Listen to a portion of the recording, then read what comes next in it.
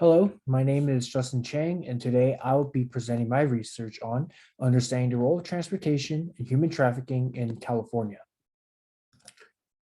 So, a little bit of background. Human trafficking is defined as the use of force or fraud to obtain some type of labor or commercial act.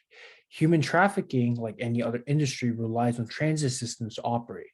Traffickers may recruit victims at bus and railway stations and may use transportation system to convey both new and existing victims to different locations where they will be trafficked and abused.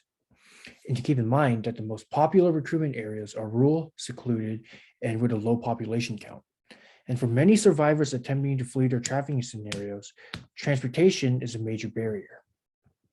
So the purpose of my research is to investigate the role that transportation plays in human trafficking, specifically labor trafficking, and see if there's an intersection between the two.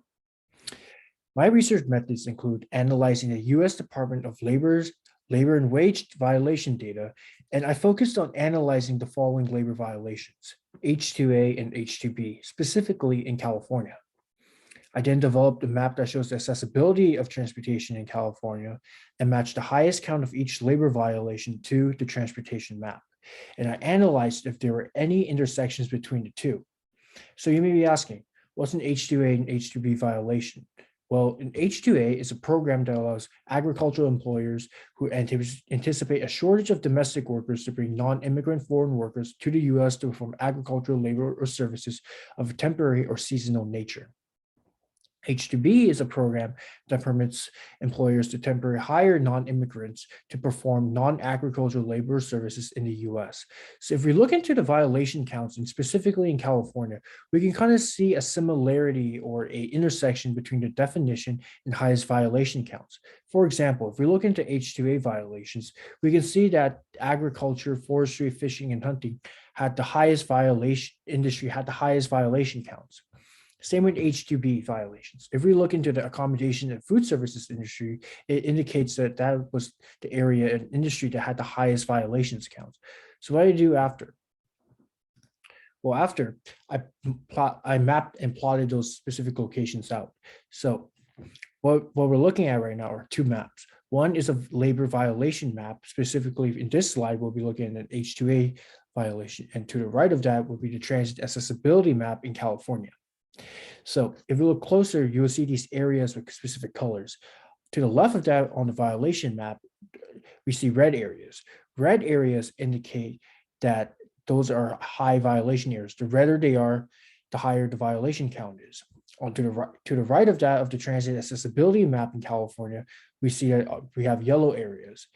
The more yellow the area is, that will indicate that there's a higher transit accessibility. So a regular yellow will indicate that there's low transit accessibility. So let's compare the two.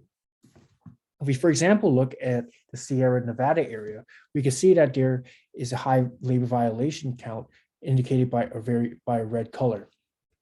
If we make that comparison into the transit accessibility map in California, we see that in that specific area, there is a low transit accessibility indicated by that yellow color, that yellow region, that color in that region. So based on that, by observation, we can kind of see a similarity, a intersection between the two maps. A high violation area indicates a low transit accessibility. And we can see some other similarities in those other red areas on the violation map and those other areas on the transit accessibility map. Similarly for H-2B, same map, same general ideas. If we look at that again, if we look at, for example, the Bay Area, South that Bay Area, that San Jose specific area, so in this area will be Portola Valley. We'll see that there's a very high H-2B violation count. If we make that comparison to the transit accessibility map and we look down at that San Jose, south of the Bay Area, we do see that it's a pretty low transit accessibility area indicated by a yellow orange area specifically here. And again, what we can make that conclusion is that there's a connection between transportation and labor violations. The data shows that areas with high violations are areas where there's low transit accessibility numbers. So why does this matter? Well, By identifying these violations and locations, we can assist policymakers by bringing their attention to these specific areas and possibly lower the curve of labor trafficking. My research is still going on, and hopefully we'll find more. But today, this will be the end of my presentation. Thank you.